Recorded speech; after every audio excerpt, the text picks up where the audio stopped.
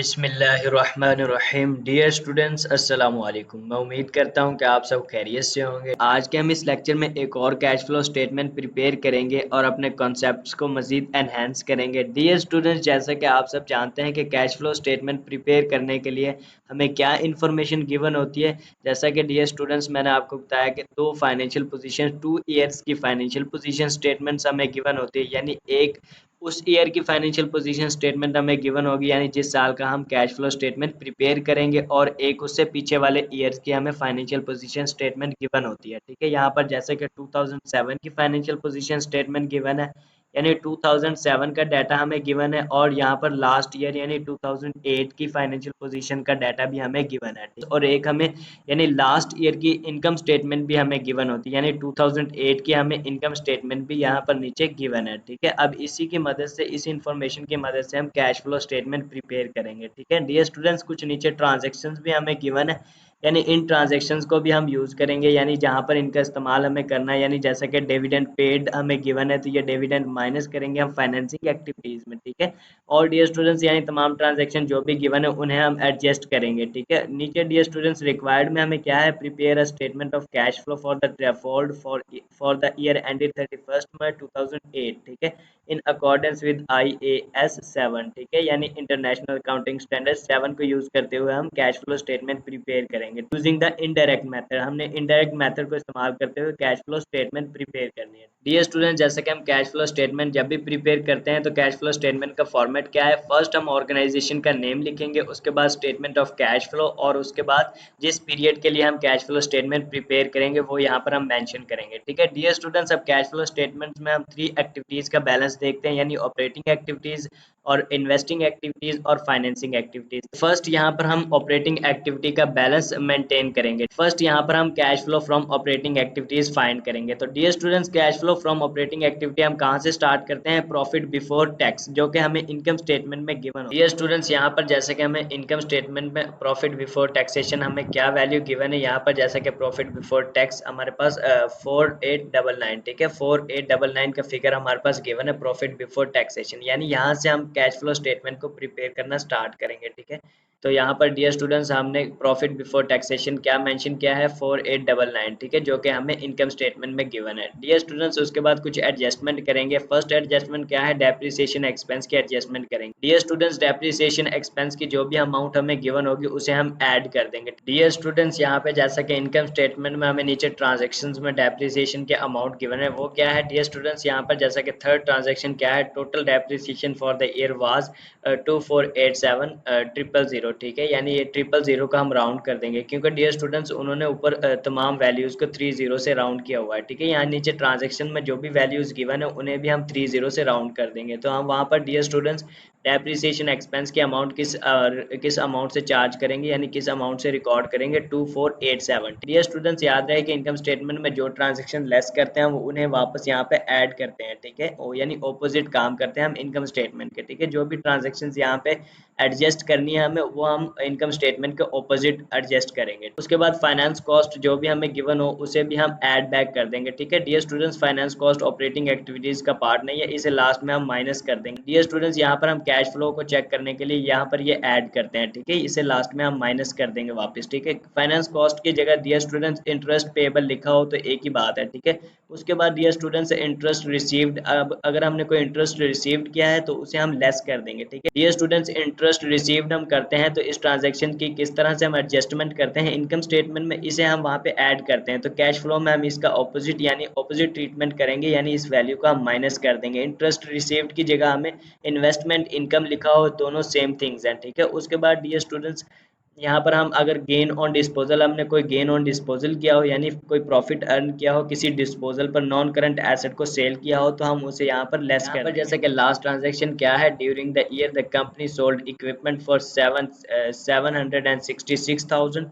Realising a profit of 66,000। ठीक है, इन 3 zeros को तो हम राउंड कर देंगे, तो हमारी यानी कि कितने की सेल किया है हमने, एक नॉन करंट एसेट को सेल किया है, सेल वैल्यू हमारी क्या है 766। ठीक है, जिस पर हमने 66 हमने नेट रियलाइज प्रॉफिट रियलाइज किया है, यानी प्रॉफिट भी अर्न किया है इस वैल्यू पर। ठीक है, तो डियर स्टूडेंट सेल वैल्यू हमें ये गिवन है और हमने प्रॉफिट कितना अर्न किया है, 66 हमने गेन हासिल किया है, तो इस गेन को हम वहां पर लेस कर देंगे। ठीक है, ऑपरेटिंग एक्टिविटीज में हम इसे लेस कर देंगे। ठीक है, यहाँ पर हमने ऑपरेटिंग एक्टिविटीज में गेन ऑन डिस्पोजल पे जो किया है उसे हम लेस कर देंगे, यानी 66। ठीक है डियर स्टूडेंट्स, उसके बाद इस कैलकुलेशन को हम इंटरनल कॉलम में करेंगे और जो वैल्यू हमारे पास आती है उसे हम बाहर वाले कॉलम में लिख लेंगे, यानी 3158 हमारे पास इस वैल्यू का टोटल आता है। ठीक है डियर स्टूडेंट्स, अब इस वैल्यू का हम ऐड कर देंगे किसमें, प्रॉफिट बिफोर टैक्सेशन जो हमें गिवन है। ठीक है, इसमें ऐड करेंगे तो हमारे पास dear students cash flow before working in capital आ जाएगा। ठीक है, वो वैल्यू हमारे पास क्या आती है, 8057। ठीक है डियर स्टूडेंट्स, लेकिन अभी हमें कुछ वर्किंग करनी है। यहाँ पर हम तीन चीज़ों की वर्किंग करेंगे,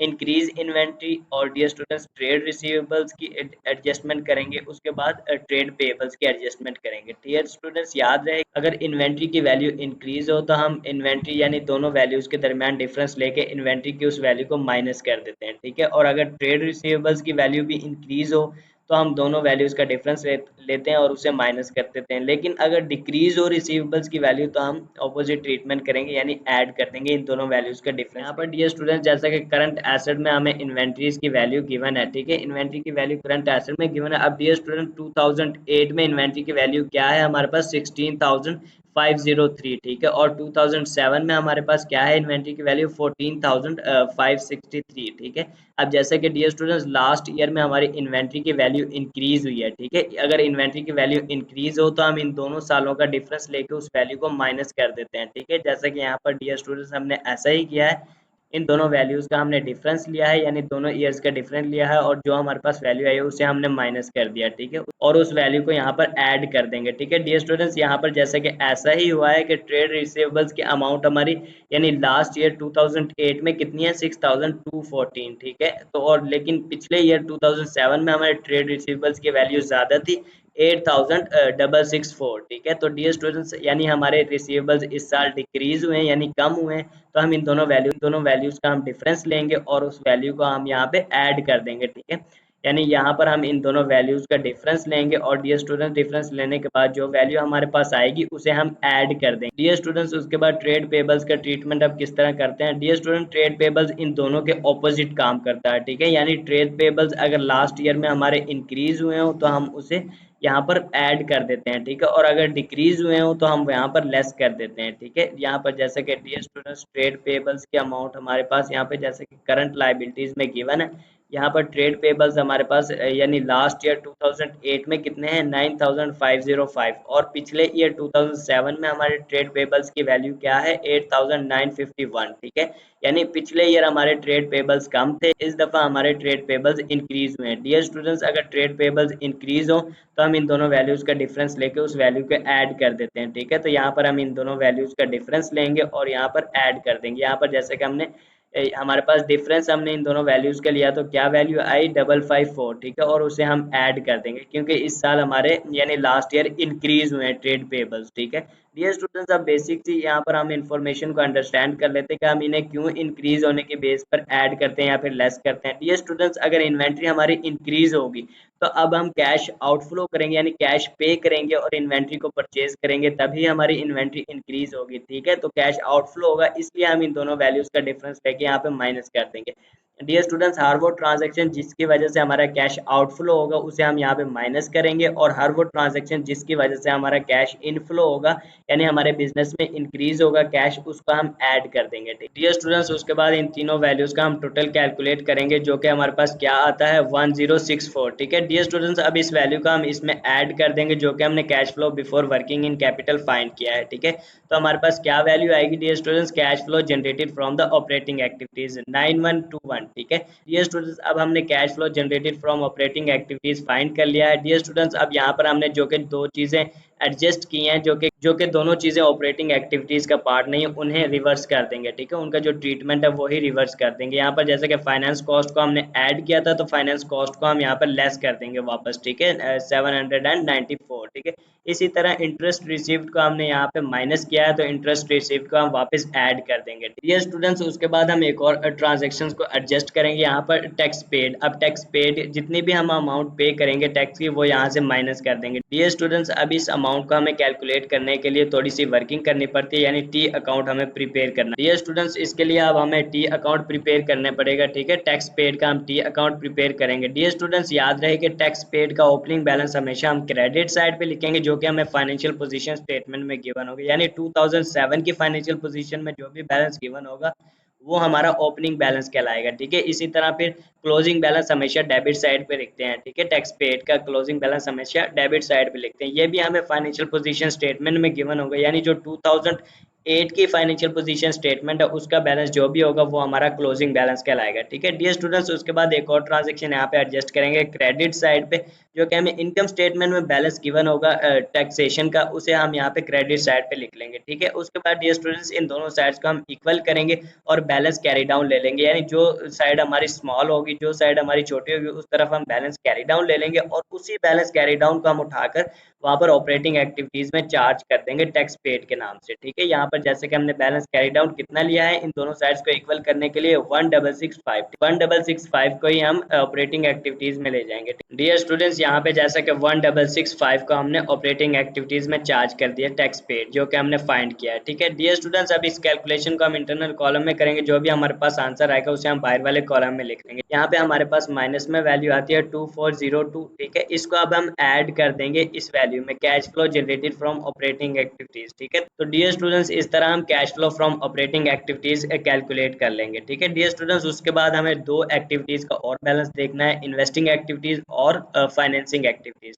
यहाँ पर हम इन्वेस्टिंग एक्टिविटीज का बैलेंस देखते हैं। इन्वेस्टिंग एक्टिविटीज में dear students just two things main, यानी टू थिंग्स को ही हम एडलेस करते हैं और इन्वेस्टिंग एक्टिविटी का बैलेंस हम फाइंड कर लेते हैं। ठीक है, फर्स्ट यहाँ पे purchase of non current asset, अगर हमने कोई भी परचेज किया और नॉन करंट एसेट, तो उस वैल्यू को हम यहाँ से माइनस कर देते हैं। डियर स्टूडेंट्स, इस वैल्यू को फाइंड करने के लिए भी हमें कैलकुलेशन करनी पड़ती है, टी अकाउंट क्रिएट करना पड़ता है। ठीक है डियर स्टूडेंट्स, यहाँ पे अब हम अंडरस्टैंड करते हैं purchase of non current asset के अमाउंट अब हम किस तरह से कैलकुलेट करते हैं। Dear students, during the period हमने कोई भी एसेट परचेज किया हो तो हमें लेकिन कैसे पता चलेगा कि हमने कोई एसेट परचेज किया है या फिर सेल किया है। तो यहाँ पर डियर स्टूडेंट्स हम टी अकाउंट प्रिपेयर करेंगे। टी अकाउंट में डियर स्टूडेंट्स ओपनिंग बैलेंस हमेशा नॉन करंट एसेट का डेबिट साइड पर लिखेंगे, यहाँ पर जैसे कि हमने डेबिट साइड पे लिखा। डियर स्टूडेंट्स, ये बैलेंस हमें कहाँ से मिलेगा, फाइनेंशियल पोजीशन स्टेटमेंट से ही ये बैलेंस हमें मिलेगा। ठीक है, यानी 2007 की जो फाइनेंशियल पोजीशन स्टेटमेंट है उसका बैलेंस जो भी होगा वो हमारा ओपनिंग कहलाएगा, और 2008 की फाइनेंशियल पोजीशन स्टेटमेंट में जो भी नॉन करंट एसेट का बैलेंस होगा वो हमारा क्लोजिंग बैलेंस कहलाएगा। ठीक है, उसे हम क्रेडिट साइड पे लिख लेंगे।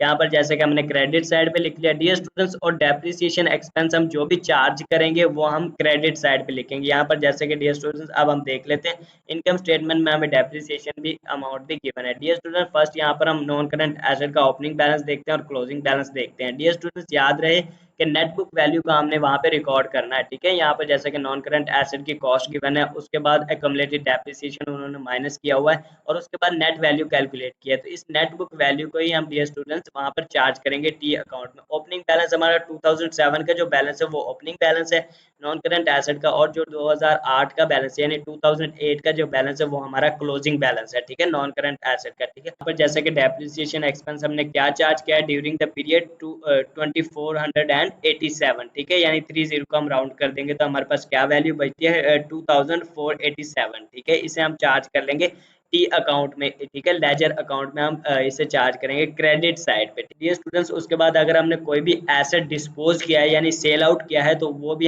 वैल्यू को भी हम क्रेडिट साइड पे लिख लेंगे। ठीक है, उस वैल्यू को भी हम क्रेडिट साइड पे लिख लेंगे। डियर स्टूडेंट्स, यहाँ पर जैसे कि लास्ट ट्रांजेक्शन क्या है, during the year company sold equipment for 766 realizing the profit of 66। ठीक है, यानी सेल वैल्यू हमें गिवन है और प्रॉफिट हमें गिवन है, तो यहाँ से हम कॉस्ट फाइंड कर लेंगे और कॉस्ट ही को हम रिकॉर्ड करेंगे लेजर अकाउंट में। ये अकाउंट में हम कितनी वैल्यू रिकॉर्ड करेंगे 700। यहाँ पर जैसे कि हमने 700 ही रिकॉर्ड किया disposal of non current asset का। ठीक है डियर स्टूडेंट्स, उसके बाद अब अगर रीवैल्यूएशन रिजर्व हमारे पास हो यानी रीवैल्यूएशन रिजर्व हो तो उस वैल्यूज का भी हम उन वैल्यूज का हम डिफरेंस लेके यहाँ पर डेबिट साइड पे लिख लेते हैं, ठीक है। यानी रीवैल्यूएशन, डियर स्टूडेंट्स याद रहे, अगर रीवैल्यूएशन रिजर्व इंक्रीज होंगे तो फिर हम उन्हें डेबिट साइड पे लिखेंगे, ठीक है। यानी डिफरेंस दोनों का लेकर डेबिट साइड पे लिख लेंगे। और ये डियर स्टूडेंट्स वैल्यू हमें कहाँ मिलेगी, रीवैल्यूएशन रिजर्व की फाइनेंशियल पोजीशन स्टेटमेंट्स में, ठीक है। इक्विटी के पार्ट में हमें ये वैल्यूज मिलेंगी, ठीक है। यहाँ पर जैसे कि हम आए डियर स्टूडेंट्स, यहाँ पर जैसा फाइनेंशियल पोजीशन स्टेटमेंट्स के इक्विटी पार्ट में हम आए, तो यहाँ पर रिवैल्यूएशन रिजर्व की वैल्यू हमें गिवन है, ठीक है। ये फिगर हमें रिवैल्यूएशन रिजर्व का गिवन है। डियर स्टूडेंट जैसा कि लास्ट ईयर के रिवैल्यूएशन रिजर्व कितने हैं 2008 में 7454, ठीक है। और इससे प्रीवियस ईयर यानी 2007 में रिवैल्यूएशन रिजर्व की वैल्यू क्या है 4092, यानी पिछले साल कम है, इस साल ज़्यादा है, यानी इंक्रीज होंगे डियर स्टूडेंट्स। तो इन दोनों वैल्यूज़ का हम डिफरेंस लेके उसे डेबिट साइड पर चार्ज कर देंगे, ठीक है। इन दोनों वैल्यूज़ का हमने डिफरेंस लिया तो हमारे पास क्या वैल्यू आई डियर स्टूडेंट्स, यहाँ पर दोनों वैल्यूज़ का हमने डिफरेंस लिया तो हमारे पास 3362 हमारे पास वैल्यू आ गई। इसे हम डेबिट साइड पर चार्ज कर देंगे क्योंकि रिवैल्यूएशन रिजर्व्स हमारे इंक्रीज हुए हैं लास्ट ईयर, ठीक है स्टूडेंट्स। उसके बाद हम इन दोनों साइड्स को इक्वल करेंगे, ठीक है। और जिस तरफ हमें बैलेंस कैरी डाउन लेना होगा हम उस तरफ बैलेंस कैरी डाउन ले लेंगे, ठीक है। और वही डियर स्टूडेंट्स हमारा addition of non current asset कहलाएगा, ठीक है। इसी वैल्यू को हम उठाकर वहां पर इन्वेस्टिंग एक्टिविटीज में purchase of non current asset की जगह चार्ज कर देंगे, ठीक है। डियर स्टूडेंट्स हमें बैलेंस कैरी डाउन यहाँ पे कितना लेना पड़ा दोनों साइड्स को इक्वल करने के लिए 9262, ठीक है। ये वैल्यू हमने बैलेंस कैरी डाउन लिया और इसी वैल्यू का हम उठाकर वहां पर चार्ज कर देंगे, यानी sale of non current asset हमने किया हो तो उस वैल्यू को यहाँ पर ऐड कर देते हैं। तो dear student sale of non current assets की सेल वैल्यू को यहाँ पर हम रिकॉर्ड करते हैं, यहाँ पर ऐड कर देते हैं उसे। डियर स्टूडेंट जैसे कि लास्ट ट्रांजेक्शन में अभी हमने देखा था, लास्ट ट्रांजेक्शन हमारी क्या थी, during the year company sold equipment for 766,000 realizing the profit of 66,000, ठीक है। अब डियर स्टूडेंट्स हम प्रॉफिट रियलाइज किया है लेकिन हम यहाँ पर सेल वैल्यू को ही चार्ज करेंगे, 766 जो कि हमारी सेल वैल्यू है इसे ही हम चार्ज कर देंगे वहां पर इन्वेस्टिंग एक्टिविटीज में sale of non current asset की जगह, ठीक है। डियर स्टूडेंट्स यहाँ पर हम आए और हमने sale of non current asset की जगह 766 को चार्ज कर दिया, ठीक है डियर स्टूडेंट्स। और कोई ट्रांजेक्शन नहीं है जिसकी एडजस्टमेंट हम इन्वेस्टिंग एक्टिविटीज में करेंगे। तो डियर स्टूडेंट्स इस कैलकुलेशन को करने के बाद हमारे पास क्या वैल्यू आती है 8496, ठीक है, माइनस की वैल्यू है। इसे हम बाहर वाले कॉलम में लिख लेंगे। Cash flow from investing activities हमने क्या फाइंड किया है 8496, ठीक है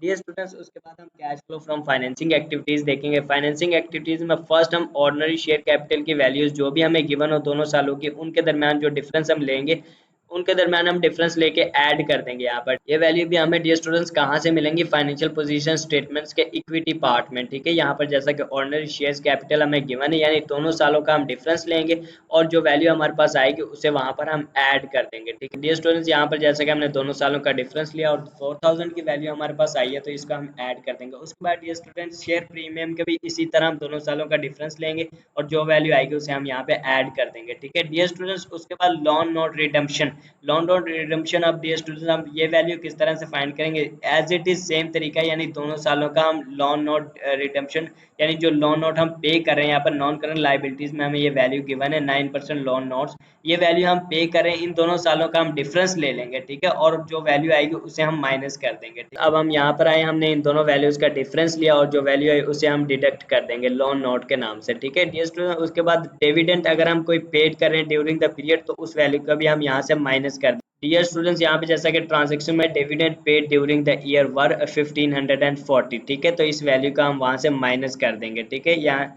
फाइनेंसिंग एक्टिविटीज में हम इस वैल्यू को माइनस कर देंगे, डिविडेंड पेड 1540, ठीक है डियर स्टूडेंट्स। उसके बाद टोटल कैलकुलेट कर लेंगे यानी 4000 में ऐड कर देंगे 1467 को और इन दोनों वैल्यूज को उसमें से माइनस कर देंगे तो हमारे पास क्या टोटल आता है डियर स्टूडेंट्स 1836, ठीक है। तो cash flow from financing activities हमने क्या फाइंड किया है 1836। अब इन तीनों वैल्यूज को हम आपस में ऐड कर देंगे यानी जो हमने cash flow from financing activities find किया है इसी तरह जो हमने cash flow from investing activities find किया है और इसी तरह डियर स्टूडेंट जैसा कि हमने पीछे जो cash flow from operating activities find किया है इन तीनों वैल्यूज का आपस में ऐड लेस कर देंगे, ठीक है। तो उसके बाद डियर स्टूडेंट्स टोटल जो हमारे पास वैल्यू आएगी वो हमारा क्या कहलाता है cash and cash equivalent value, ठीक है डियर स्टूडेंट्स। इसमें जस्ट वन ट्रांजेक्शन और हम एडजस्ट करेंगे उसके बाद हम क्लोजिंग बैलेंस फाइंड कर लेंगे कैश फ्लो स्टेटमेंट का, ठीक है। वन ट्रांजेक्शन क्या है डियर स्टूडेंट्स, अब हम ओपनिंग बैलेंस को यहाँ पर एडजस्ट करेंगे। ओपनिंग बैलेंस जो भी हमें गिवन होगा उसे हम ऐड कर देंगे इस वैल्यू में, ठीक है। तो डियर स्टूडेंट्स ऐड करने के बाद हमारा क्लोजिंग बैलेंस के इक्वल आना चाहिए, जो भी हमें क्लोजिंग बैलेंस गिवन होगा फाइनेंशियल पोजीशन स्टेटमेंट में। तो यहाँ पर जैसे कि बैंक का ओपनिंग बैलेंस यानी 2007 का जो बैलेंस होगा वो हमारा ओपनिंग बैलेंस कहलाएगा। ठीक है, तो बैंक का यहाँ पर ओपनिंग बैलेंस जैसे कि क्या गिवन है 536। ठीक है डियर स्टूडेंट्स, अगर कोई भी हमारा बैंक का नेगेटिव बैलेंस भी गिवन है, नीचे हम देखेंगे बैंक ओवरड्राफ्ट गिवन है, तो उसे हम इसमें से माइनस कर देंगे और जो वैल्यू आएगी उसे वहां पर हम कैश एंड कैश इक्विवेलेंट में ऐड कर देंगे। ठीक है, तो डियर स्टूडेंट्स यहाँ पर जैसे कि बैंक ओवरड्राफ्ट वगैरह कोई ट्रांजैक्शन हमें गिवन नहीं है करंट लाइबिलिटीज में, तो डियर स्टूडेंट जस्ट यही ट्रांजैक्शन है यानी पॉजिटिव बैलेंस ही गिवन है हमारे पास बैंक का, तो इस वैल्यू का हम ऐड कर देंगे cash and cash equivalent amount में। ठीक है, यहाँ पर हम आए और हमने opening balance cash and cash equivalent में ऐड कर दिया 536 को। ठीक है डियर स्टूडेंट्स, उसके बाद इसको ऐड करेंगे तो हमारे पास क्या बैलेंस आता है, क्लोजिंग बैलेंस हमारे पास क्या आता है 595, यानी जो क्लोजिंग बैलेंस हमें फाइनेंशियल पोजीशन स्टेटमेंट में गिवन होगा उसके ये इक्वल होना चाहिए। ठीक है, तभी हमारी कैश फ्लो स्टेटमेंट बिल्कुल करेक्ट है। ठीक है, यहाँ पर अब हम चेक करते हैं हमारे पास बैलेंस शीट में क्लोजिंग बैलेंस क्या गिवन है। डियर स्टूडेंट्स, यहाँ पर जैसे कि हमारे पास बैलेंस शीट में क्लोजिंग बैलेंस बैंक का कितना गिवन है, क्लोजिंग बैलेंस डियर स्टूडेंट्स कौन सा हम देखेंगे, यानी 2008 का जो भी बैलेंस हमारे पास बैंक का गिवन होगा, बैंक का पॉजिटिव बैलेंस जो भी हमारे पास गिवन होगा 2008 की फाइनेंशियल पोजीशन स्टेटमेंट में, वही हमारा क्लोजिंग बैलेंस कहलाएगा। तो यहाँ पर हमारा करंट एसेट्स में बैंक का क्लोजिंग बैलेंस क्या गिवन है 595। ठीक है, तो यही हमारी वैल्यू होनी चाहिए। ठीक है, तभी हमारी कैश फ्लो स्टेटमेंट बिल्कुल करेक्ट। जैसा कि हमने क्लोजिंग बैलेंस यही फाइंड किया है, यानी इस स्टेटमेंट को प्रिपेयर किया है हमने, तो यही क्लोजिंग बैलेंस फाइंड किया है 595, जो कि हमें बैलेंस शीट में बैंक का क्लोजिंग बैलेंस गिवन है। ठीक है डियर स्टूडेंट्स, इसका मतलब हमारी कैश फ्लो स्टेटमेंट बिल्कुल करेक्ट। डियर स्टूडेंट्स, इस तरह से कुछ रूल्स एंड रेगुलेशंस को फॉलो करते हुए हम कैश फ्लो स्टेटमेंट प्रिपेयर करते हैं। ठीक है डियर स्टूडेंट्स, अगर आज के इस लेक्चर से रिलेटेड आपके माइंड में कोई भी क्वेश्चंस हो तो आप कमेंट्स के थ्रू हमसे पूछ सकते हैं। डियर स्टूडेंट्स, अगर आज की वीडियो आपको पसंद आई हो तो लाइक कीजिएगा, शेयर कीजिएगा और सब्सक्राइब कीजिएगा। डियर स्टूडेंट्स, हमें नेक्स्ट वीडियो तक इजाजत दीजिए, अपना बहुत सारा ख्याल रखिएगा। Thank you so much.